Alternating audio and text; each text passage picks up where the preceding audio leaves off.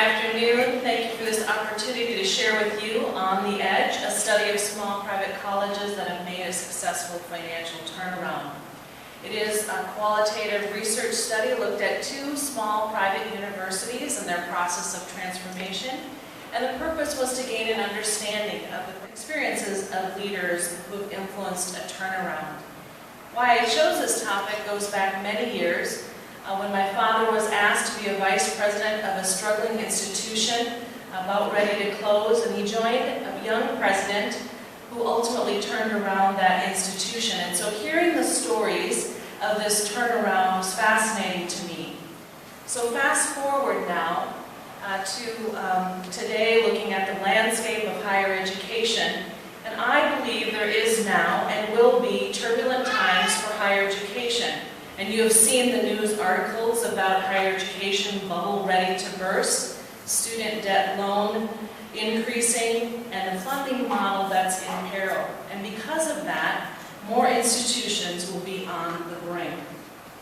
So the framework for this study included MacTaggert's turnaround circle. MacTaggert looked at 40 different turnaround schools and identified 3 main components: financial stability, marketing, and a culture of excellence. And then Cowan's study indicated leadership, good decision-making, emphasis of organizational mission, and operational effectiveness as key components. And then finally, Kotter's H-stage process for creating change. So I believe that this study reveals new aspects regarding fundraising, athletic programs, and financial components of small college turnarounds. And board members and top-level leaders interested in revitalizing a school will find practical applications and suggestions for transformative change. This is a qualitative methodology, case study design, and the turnaround schools were identified through nominations of leaders of associations and higher education from across the country. I sent out an email of upwards of 60 people and got 38 recommendations back. Of those, a few of them had been nominated more than once, and the top 2 that were nominated the most, I contacted them, I contacted their presidents, and they both agreed to be involved. So the data sources primarily included personal interviews, 9 interviews at each institution, and you can see the other data sources listed there. Data source triangulation included in-depth interviews, documents, and news articles. And the data sources were then compared between the 2 cases of the analysis stage to identify areas of agreement and divergence. So I began with some initial coding, and then codes were put into code groups, and then I developed a word graph to get a descriptive understanding of the data. And then using cross-case synthesis, several common traits and patterns emerged. Each individual case was treated as a separate case, but then the strength of the synthesis was comparing them to one another. So now on to the fun stuff. Case study number 1, Mission University. This is a Christian institution in the southern U.S., and they experienced a number of negative events that resulted in declining enrollment, escalating debt, and then retention issues. And in 2002, their debt was almost equal to their annual budget. They were in the process of a capital campaign, but the campaign was not going well, but they decided to build the building anyway, adding to their debt. And then the denominational foundation, which held all of their debt, or most of their debt, indicated they were 12 months away from shutting down Mission University. The board recognized that they needed to make a change, and they hired President Peterson, who arrived in 2002. So this young president, who had just completed his doctorate, was hired, and he came with a plan. And the plan was that they were going to be very clear about their mission, and this mission would be distinct, and it would be unique, it would be strongly Christian. And they would have a conservative fiscal strategy. And then through fundraising, hopefully they would have enrollment growth. The faculty appreciated the fact that the president came with a plan to turn around the institution. An administrator said, unlike a lot of the faculty groups that I've seen who have opinions about solutions, the faculty here just knew something was wrong, but they didn't necessarily know what to do about it. Having someone who was confident that he could do something about it gave us confidence in him. And it was that hope and that confidence that really helped to bring the institution forward. So the president crafted the 4 cornerstones, and this was really at the essence of their mission and their distinctives. And it was integrated into everything that they did. It wasn't just a piece of paper hanging on the wall. It was something that they lived by. And the president said, our mission drives us, and we have grown because of our singular and unique focus on our mission. They were also very conservative fiscally. They wanted to drive the debt down to 0. Their debt was choking them, and they did that. They agreed that they weren't going to spend a dime more than they had, so they were very aggressive on their budget and reducing their debt. The president was noted as being a successful fundraiser, and he not only raised money for the buildings, but also to bring down the debt. And he decided if they were going to build a building, it would be fully funded before they put anything into the ground. The administrator noted that much of the credit goes towards him and his drive. He's a great fundraiser, a visionary. And so through all of these efforts, they had enrollment success. And from 2002, when they had 625 students, to over 1,200 students in just 10 years. And it wasn't just the numbers. The mood and the tone of the institution was one of success. So case study number 2, Athletic University. Athletic University is a small liberal arts school in the Midwest, and they went from a high of 1,500 students down to 800 students. And in 2004, the school was described as being in a death spiral. $1.3 million deficit, significant budget cuts, dismal facilities, leaky roofs, and the buildings would flood every year. The retention rate was at 58%, and they were accepting low-ability students of about 11-12 ACT.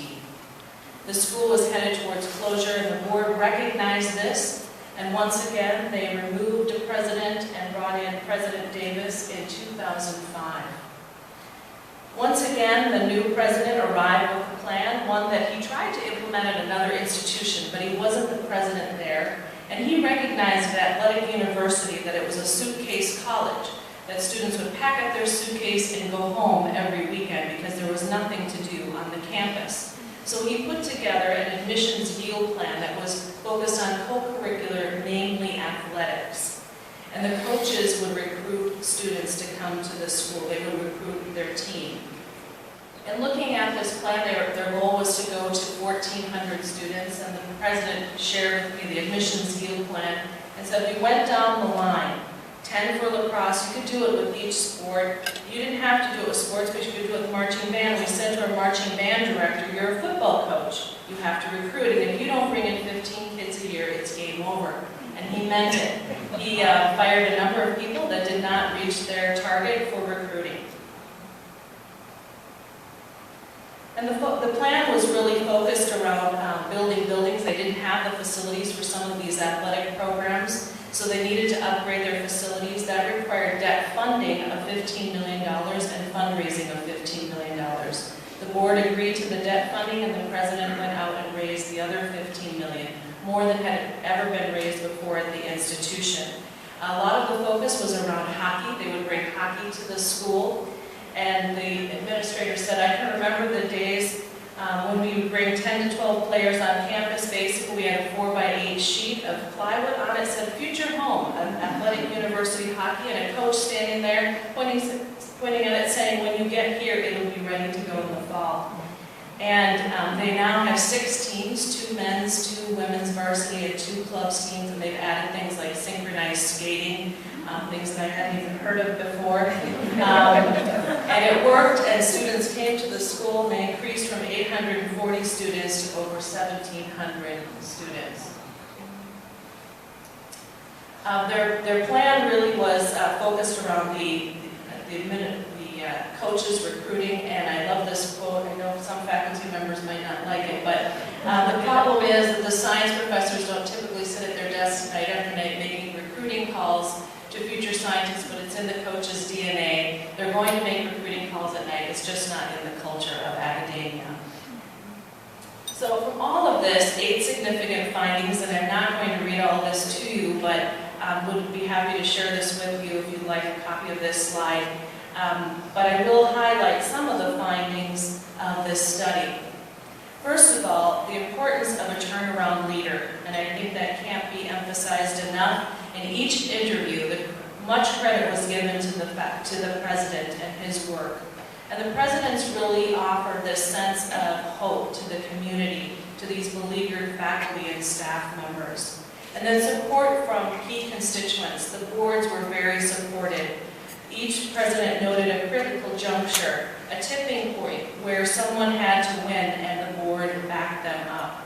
And then the benefit of a crisis situation in making huge change-oriented decisions, and these were big decisions that they were making, but the presidents received little resistance because they were in a crisis situation. And then focus on the product. You have to have something to sell to students. And at Mission University, the mission drove the plan and made their education distinctive. At Athletic University, they offered a product of athletics and co-curriculars, the total campus package. And then the impact of fundraising revenue. This is not often noted in previous studies, but I believe it's a major factor, and it was for these two institutions. The plans would not have succeeded without gift revenue for the buildings and for driving down the debt. And then honest and clear communication of the vision. The presidents were honest with their community about the dire situation that they were in, and they were noted as inspiring speakers. So implications, as I've mentioned, presidential leadership being critical, and the importance of a bold, change-oriented leader for schools that are in serious trouble. And board members should note that the success of the turnaround depends on a new leader, someone who comes from the outside. The person who was there was not able to get them out of the trouble that they were in. And then the priority and the importance of a well-conceived plan. They both had a plan when they came in, and they got at it right away, and that was significant. And the new leader's willingness to raise funds. So areas for further research. A case study of closed colleges for the sake of comparison would be very interesting. An in-depth study of leadership traits and their characteristics. We delved into that a little bit in this study, but it wasn't the focus of the study. Review the dynamics of the Board of Trustees and their involvement, especially in how they got to the decline and the turnaround. And then recruitment and enrollment strategies. To what extent did such aspects of tuition discount rate or marketing of the university have an impact on the growth? So a couple of final thoughts. I believe that there are a number of small private colleges that are on the brink, and a few negative events, just a couple of bad enrollments, and they're going to need a turnaround. This study demonstrates a dramatic turnaround is possible with great leadership, and the stories that these universities provide offer encouragement and hope, and really represent the resilience of small private colleges. Lastly, I'd like to thank a number of people. I'd like to thank the faculty members at Azusa Pacific University for a great learning experience. My dissertation chair, Dr. Anita Hank, for her expertise, wisdom, understanding, and encouragement. My advisor, Dr. Karen Longman, who was a mentor to me, and I know a mentor to many of you as well. Committee members, Dr. David Horner, Dr. Eileen Holm, tremendous resource for me and source of great insight. And the two presidents that kindly agreed to participate and let me come on their campus, they were so gracious, just wonderful. Can't thank them enough. Northwestern College is now University of Northwestern. We just changed our name this month, but I appreciate, that's my institution, I appreciate their financial and moral support. And finally, my family, who are here with me, Brian, my husband, Anna, and Brett, and then my parents, who could not be here today, but I'm very appreciative of them as well.